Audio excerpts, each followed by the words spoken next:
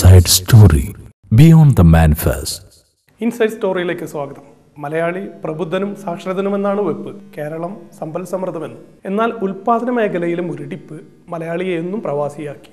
Chennai, Mumbai, Calcutta, Gulf, Europe, America, Karachi എന്നിങ്ങനെ മലയാളിയുടെ പ്രവാസ ജീവിതം വികസിച്ചു. അതേസമയം മണ്ണിൽ പണിയെടുക്കുവാൻ അന്യദേശ തൊഴിലാളികൾ കേരളത്തിലും എത്തി. ആദ്യകാലങ്ങളിൽ അത് തമിഴരായിരുന്നെങ്കിൽ ഇന്നത് മുഖ്യമായും ആസാമികളും ബംഗാളികളും ഒറീസക്കാരുമായി മാറി. അവരില്ലെങ്കിൽ മലയാളികൾക്ക് ഇന്നൊരു ജീവിതമില്ല.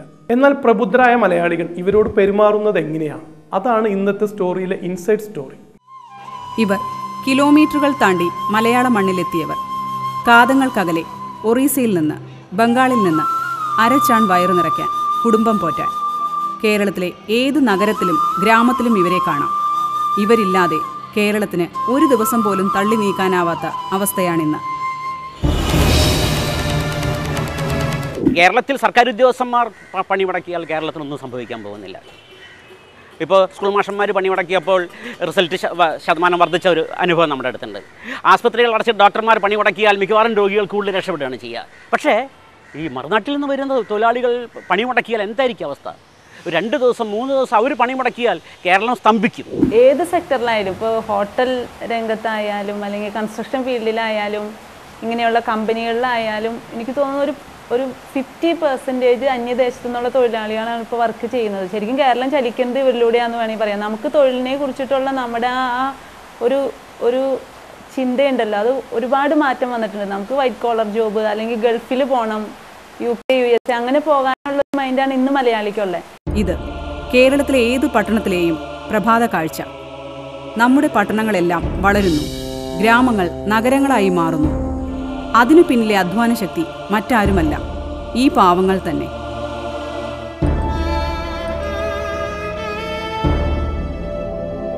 കേരളത്തിലെ എല്ലാ ഗ്രാമങ്ങളും നഗരവൽക്കരിക്കപ്പെടുകയാണ്. കോൺക്രീറ്റ് കെട്ടിടങ്ങളുടെയും കോൺക്രീറ്റ് കാടുകളുടെയും നാടായി കേരളം മാറുകയാണ്.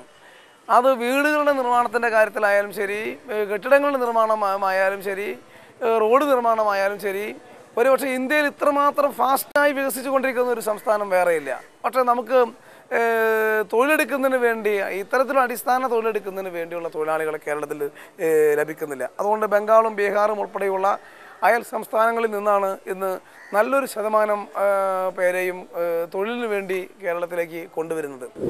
അവരുടെ കോൺട്രിബ്യൂഷനെ ഇപ്പോൾ നമുക്ക് ഒഴിച്ചുകൂടാൻ പാടാത്ത ഒരു അവസ്ഥയിലേക്ക് എത്തിയിരിക്കുകയാണ്. കാര്യം അവരില്ലാതെ ഇപ്പോൾ ഈ നിർമ്മാണ മേഖലയിലെ പ്രവർത്തനങ്ങൾ കൊണ്ടുപോകാൻ വളരെ ബുദ്ധിമുട്ടാണ്. നമ്മുടെ ലോക്കലായിട്ടുള്ള ലേബേഴ്സ് ഈ തുറയിൽ തീരെ കുറവാണ്. ഈ തുറയിലോട്ട് നമ്മുടെ ലോക്കൽ ലേബേഴ്സിൻ്റെ വരവ് വളരെയധികം കുറഞ്ഞപ്പം അതതിൻ്റെ ഒരു മെയിൻ കാരണം. പ്രവാസം മലയാളിക്ക് അന്യമല്ല. നാം എന്നും പ്രവാസികളായിരുന്നു. 1970-കൾക്ക് ശേഷമാണ് പ്രവാസം കൂടുതൽ ശക്തമായത്. 1970 കൂടിയാണ് ഇന്ത്യ രാജ്യത്ത് ഇതര സംസ്ഥാനങ്ങളിൽ നിന്ന് തൊഴിൽ തേടി ജനങ്ങൾ ഓരോ അന്യ സംസ്ഥാനങ്ങളിലേക്ക് എത്താൻ തുടങ്ങിയത്. കേരളത്തിൽ 1970 ശേഷം നൂറുകണക്കിന് ആയിരക്കണക്കിന് ആൾക്കാർ ഗൾഫ് മേഖലകളിൽ തൊഴിൽ തേടിപ്പോയി. ഈ പോയ ഗ്യാപ്പിലേക്ക് തമിഴ്നാട്ടിൽ നിന്നും ആയിരക്കണക്കിന് പേർ കേരളത്തിൽ തൊഴിൽ തേടി വരികയും അവർ ഇവിടെ വിവിധമായ തൊഴിലുകളിൽ ഏർപ്പെടുകയും ചെയ്തു. അതേപോലെ തന്നെ ഇന്ത്യയുടെ വിവിധ ഭാഗങ്ങളിൽ ഖനി മേഖലകളിൽ, അതേപോലെ തന്നെ മറ്റ് മേഖലകളിൽ ലക്ഷക്കണക്കിന് തൊഴിലാളികൾ ഇതര സംസ്ഥാനങ്ങളിൽ ജോലി ഏർപ്പെട്ടുകൊണ്ടിരുന്നു. ഗൾഫിലെ ലേബർ ക്യാമ്പുകളിൽ മലയാളി നേരിട്ട ദുരന്തങ്ങൾ നിരവധി. സൗദിയിലെ ആട്ടിടയനായി ഏറെക്കാലം ജീവിച്ച നജീബിന്റെ തിക്താനുഭവങ്ങളുടെ നേർക്കാഴ്ച, ബെന്യാമന്റെ ആടുജീവിതം. എന്നാൽ മലയാളി എവിടെയും സംഘടിക്കുന്നു, മുന്നോട്ടു പോകുന്നു. പക്ഷേ കേരളത്തിലെത്തുന്ന അന്യസംസ്ഥാന തൊഴിലാളികളുടെ അനുഭവം എന്താണ്? കേരളത്തിൽ ഏകദേശം 10 ലക്ഷത്തോളം വരുന്ന മൈഗ്രൻ്റ് വർഗ അന്യസംസ്ഥാന തൊഴിലാളികളാണ് ഈ വികസനത്തിന് പിന്നിൽ അവരുടെ ജീവിതം ഹോമിക്കുന്നത്. പ്രധാനമായിട്ടും ഏറ്റവും ശോചനീയമായ മൃഗസമാനമായ അവസ്ഥയിലാണ് ഇവർ അവരുടെ ജോലി ചെയ്യുന്നതും അവരുടെ പാർപ്പിടം നിലനിൽക്കുന്നത്. യാതൊരു അടിസ്ഥാന സൗകര്യമില്ലാതെ എല്ലാ നിയമങ്ങളെയും ലംഘിച്ചുകൊണ്ടാണ് ഇവരെ തൊഴിലിൽ പ്രവേശിപ്പിക്കുന്നത്. 3-4 ദിവസം ഒന്നിരിക്കാൻ പോലും കഴിയാതെ വാഗൺ ട്രാജഡിയെ അനുസ്മരിപ്പിക്കുന്ന ദുരിതയാത്ര. ഒന്ന് പ്രതിഷേധിക്കാൻ പോലും ആവാതെ ഈ പാവങ്ങൾ. ഇവരെ ഇങ്ങോട്ടെത്തിക്കുന്നതിന് പിന്നിൽ വൻ ലാഭം കൊയ്യുന്ന ഇടനിലക്കാരുടെ വലിയ സംഘം തന്നെയുണ്ടത്രേ. അതായത് ഇടത്തരക്കാരായിട്ടുള്ള ഏജൻസികൾ എന്ന് പറഞ്ഞുകൊണ്ട് പലപ്പോഴും ട്രേഡ് യൂണിയൻ്റെ ഉത്തരവാദപ്പെട്ട ലീഡർമാർ തന്നെയാണ് തൊഴിലാളികളെ സപ്ലൈ ചെയ്തുകൊണ്ടിരിക്കുന്നത്. പ്രധാനമായിട്ടും INTUC, CITU മുതലായുള്ള പ്രബല യൂണിയനുകളാണ് ഇന്ന് ഈ മേഖലയിൽ തൊഴിലാളികളെ സപ്ലൈ ചെയ്തുകൊണ്ട് ഇടനിലക്കാരായി വളരെ രഹസ്യമായി കാര്യങ്ങൾ നീക്കുന്നത്. ആദ്യകാലത്ത് കേരളത്തിലെത്തിയവർ തമിഴരായിരുന്നു. ഇവിടം ഗൾഫായി കണ്ടവരായിരുന്നു അവരിൽ പലരും. പക്ഷേ സ്ഥാനത്തും അസ്ഥാനത്തും നാം അവരെ കള്ളന്മാരാക്കി ആക്ഷേപിച്ചു. കേരളം ഒരു ഗൾഫ് കൺട്രി ആയിട്ടാണ് തമിഴർ വിചാരിച്ചു വന്നിരുന്നത്. നമ്മളെങ്ങനെയാണോ ഗൾഫ് കൺട്രികളിലും മറ്റു നാട്ടിലൊക്കെ പോകുമ്പോൾ നമുക്ക് കിട്ടേണ്ട പരിചരണങ്ങളും അതായത് വെൽക്കംസൊക്കെ എങ്ങനെയാണോ ആ ഒരു പ്രതീക്ഷയിലാണ് അവരിങ്ങോട്ട് വന്നത്. പക്ഷെ നമ്മൾ അവർക്ക് കൊടുത്തത് ആ രീതിയിലല്ല, വളരെ മോശമായിരുന്നു. ഇപ്പോൾ എല്ലാ സംസ്ഥാനത്തിലുള്ളവരും കളവും പല കുറ്റങ്ങളും ചെയ്യുന്നുണ്ട്. അതേപോലെ തന്നെ അവരും ചെയ്തിരുന്നു ചിലരൊക്കെയും. അപ്പോൾ അത് നമ്മൾ വലിയൊരു ഇതായി കണ്ട് അവരെ കള്ളന്മാരാണെന്ന് മുദ്രകുത്തി നമ്മൾ അവരോടൊരു മോശമായ രീതിയിലാണ് പെരുമാറിയത്. ഒരിക്കൽ തൃശ്ശൂരിലെ ഒരു യോഗത്തിൽ തമിഴരുണ്ട്, അതിനാൽ ബാഗുകൾ സൂക്ഷിക്കണമെന്ന പരസ്യമായ അനൗൺസ്മെന്റ് നടന്നു. വേദിയിൽ ആകാശവാണിയിലെ തമിഴനായ ഒരു ഉയർന്ന ഉദ്യോഗസ്ഥനും പ്രാസംഗികനായിരുന്നു. പിന്നീട് അദ്ദേഹം സംഘാടകരോട് പൊട്ടിത്തെറിച്ചു. ആകാശവാണി ഒരു ഉത്സവത്തിൻ്റെ പരിപാടിയാണ്, ഇദ്ദേഹമാണ് മുഖ്യാതിഥി, തമിഴനായ ആകാശവാണി ഡയറക്ടറാണ് മുഖ്യാതിഥി. ഈ സമയത്ത് പരസ്യമായി ഒരു അനൗൺസ്മെൻറ്റ് ആ യോഗത്തിന് ഉദ്ഘാടന സമ്മേളനത്തിന് മുമ്പുണ്ടായി. തമിഴന്മാരായ ആൾക്കാർ വന്നിട്ടുണ്ട്, അവരെ സൂക്ഷിക്കുക എന്ന രീതിയിൽ. ഇയാളത് അത്ഭുതപ്പെട്ടു പോയി. എങ്ങനെയാണ് ഒരു ജനത, ഇത്രയും പ്രബുദ്ധമായ ഒരു ജനത മറ്റുള്ളവരോട് ഇങ്ങനെ പെരുമാറുന്നത്, ഇത്രയും മുൻവിധികളുടെ പെരുമാറുന്നത്? തമിഴരിൽ പലർക്കും കേരളത്തിലെ ജീവിതം ദുരിതമായിരുന്നു. അതുകൊണ്ട് തന്നെ അവസരം കിട്ടിയപ്പോൾ അവരിൽ ഭൂരിഭാഗവും തിരിച്ചുപോയതായി DMK സ്ഥാനാർത്ഥിയായി തൃശൂർ കോർപ്പറേഷനിലേക്ക് മത്സരിച്ച മേനക. 1 രൂപയ്ക്ക് അരി, പിന്നെ ഗ്യാസ് അടുപ്പ്, 10ാം ക്ലാസ് പഠിച്ചിട്ടുള്ള ആൾക്കാർക്ക് 25,000 രൂപ പെൺകുട്ടികൾക്ക്. അങ്ങനെ ഇപ്പോൾ പ്രഗ്നൻറ്റ് ലേഡീസിന് 3 മാസം പ്രസവത്തിന് മുൻപും പ്രസവിച്ചിട്ട് 3 മാസം 6,000 രൂപ. അതായത് നല്ല ഹെൽത്തി ഫുഡ് കഴിക്കാനായിട്ട് അങ്ങനെയുള്ള ഓരോ സഹായങ്ങളും ഇതൊക്കെ കിട്ടിയപ്പോൾ അവർ വീണ്ടും തമിഴ്നാട്ടിലേക്ക് തന്നെ തിരിച്ചുപോയി. കാരണം നമ്മുടെ ഇവിടെയുള്ള അവർക്ക് കൊടുക്കുന്ന ആ ഒരു രീതി വളരെ മോശമായി പോയി. വളരെ നമ്മളൊരിക്കലും നമുക്ക് പുറത്തു നാട്ടിൽ ചെല്ലുമ്പോൾ കിട്ടാൻ ആഗ്രഹിക്കാത്ത ഒരു പെരുമാറ്റമാണ് നമ്മുടെ നാട്ടിൽ നിന്ന് നമ്മൾ അവർക്ക് കൊടുത്തത്. ഈ സ്പേസ് ഇപ്പോൾ ഫില്ല് ചെയ്തുകൊണ്ടിരിക്കുന്നത് ആസാമിൽ നിന്നും രാജസ്ഥാനിൽ നിന്നും അതേമാതിരി ഉത്തർപ്രദേശ് പോലെയുള്ള അന്യ സംസ്ഥാനങ്ങളിൽ നിന്നും 100 കണക്കിന് 10,000 കണക്കിന് തൊഴിലാളികൾ വന്നിട്ടാണ് ഇവിടെ ജോലി ചെയ്തുകൊണ്ടിരിക്കുന്നത്.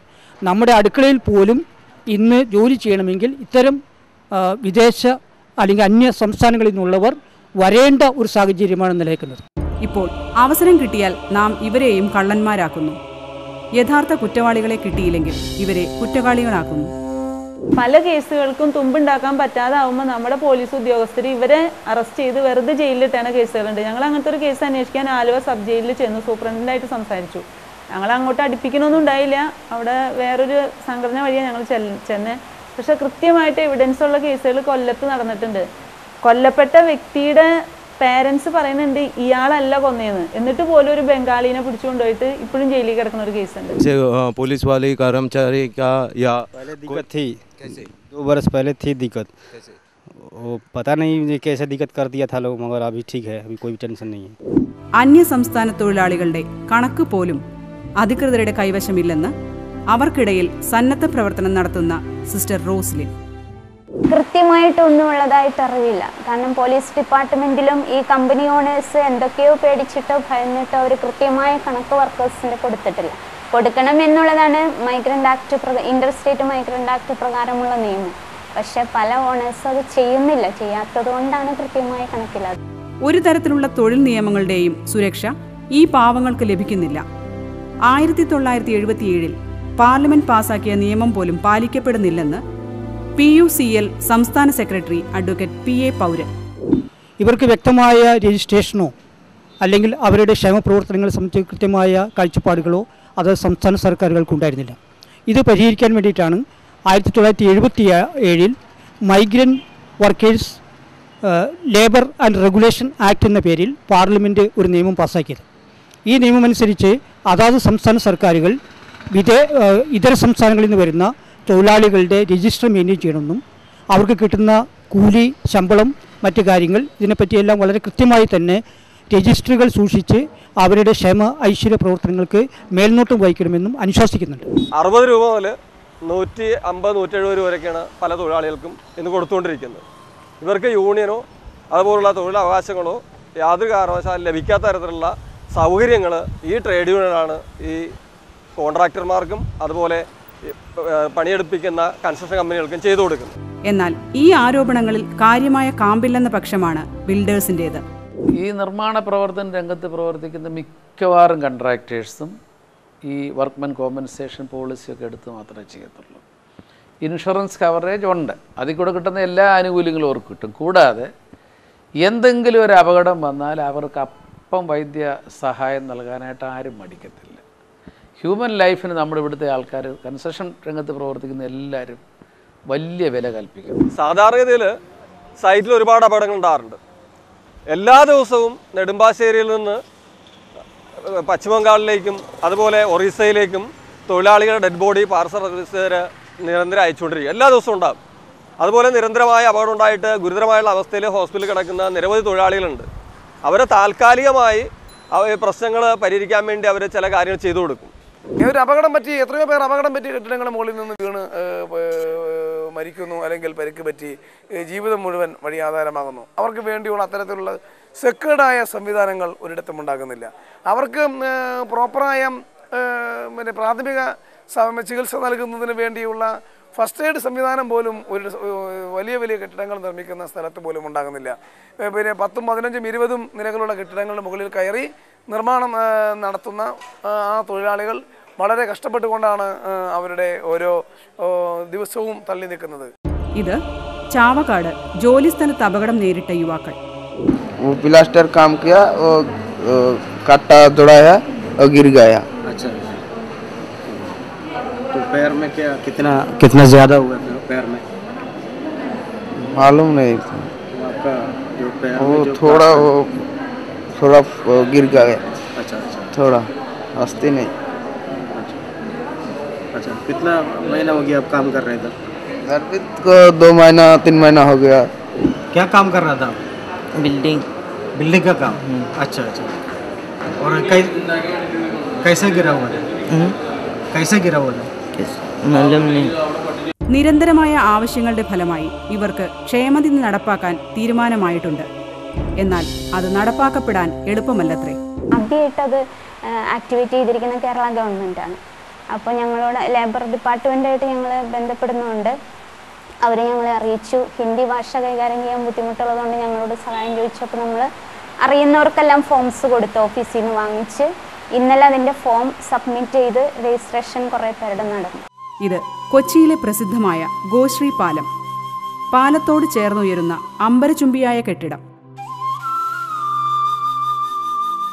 എന്നാൽ കെട്ടിടം പണിതുയർത്തുന്നവരുടെ ജീവിതം അഗാധ ഗർത്തത്തിൽ. ഇവരുടെ ജീവിതം പാലത്തിന് കീഴെ കെട്ടിയുണ്ടാക്കിയ വൃത്തിഹീനമായ ഈ ഷെഡുകളിൽ.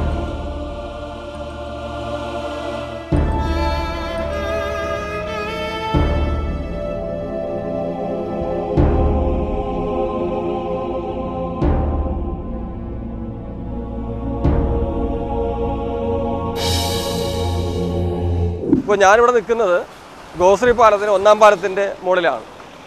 ഈ പാലത്തിൻ്റെ അടിയിൽ വളരെ വിശാലമായ രീതിയിൽ കിടക്കുന്ന സ്ഥലം, അത് കംപ്ലീറ്റ് സ്വകാര്യ കോൺട്രാക്ടേഴ്സ് ഈ തൊഴിലാളികളെ പാർപ്പിക്കുന്നതിന് വേണ്ടി അനധികൃതമായി കൈയടക്കി വെച്ചിരിക്കുക. യാതൊരു തരത്തിലുള്ള മനുഷ്യാവകാശങ്ങളും നൽകാതെ ഒരു മനുഷ്യരുടെ പ്രാഥമിക കൃത്യങ്ങൾ നിർവഹിക്കാൻ പോലും അവസരം നിഷേധിച്ചുകൊണ്ടാണ് ഇതിൻ്റെ അടിയിൽ നിയമവിരുദ്ധമായി ടെൻറ്റുകൾ, തകര ഷീറ്റുകൾ മേഞ്ഞ ടെൻറ്റുകൾ സ്ഥാപിച്ചുകൊണ്ട് വെള്ളത്തിൽ മുങ്ങിക്കിടക്കുന്ന ആ സ്ഥലങ്ങൾ ഇവരെ പാർപ്പിച്ചിരിക്കുന്നത്. ഒരു ടെൻറ്റിൽ ഒരു മുറിയിൽ 6 തൊഴിലാളികൾ വെച്ചാണ് പാർപ്പിച്ചിട്ടുള്ളത്. ഗ്രാമപ്രദേശങ്ങളിൽ പോലും തോട്ടിലേക്ക് കുഴലുകൾ സ്ഥാപിച്ചുകൊണ്ട് തോട്ടിലേക്ക് കക്കൂസ് വയ്ക്കാൻ പാടില്ല എന്ന് നിയമം കർക്കശമായി നടപ്പിലാക്കിക്കൊണ്ടിരിക്കുന്ന സംസ്ഥാനത്ത് എറണാകുളം മെട്രോ നഗരം എന്ന് പറയുന്ന ഈ നഗരത്തിൽ ഈ റോഡിൻ്റെ അടിയിൽ പാലത്തിൻ്റെ അടിയിൽ സ്ഥാപിച്ചിരിക്കുന്ന തകരക്കൂടുകളിൽ നിന്ന് സ്ഥാപിച്ചിട്ടുള്ള കുഴലുകൾ അത് നേരെ ഈ വേമ്പനാട്ട് കായൽ, കൊച്ചി കായലിലേക്കാണ് വെച്ചിരിക്കുന്നത്. ഏറ്റവും നിയമവിരുദ്ധമാണ്. വൃത്തിഹീനമായ ഈ സാഹചര്യത്തിൽ ഗുരുതരമായ രോഗങ്ങൾ വരാതിരിക്കുന്നതെങ്ങനെ? അടുത്ത കാലത്ത് ഇവർക്കിടയിൽ വ്യാപകമായ ക്യൂറോ സിൻഡ്രോം എന്ന രോഗത്തിന്റെ ഉറവിടം മറ്റെന്ത്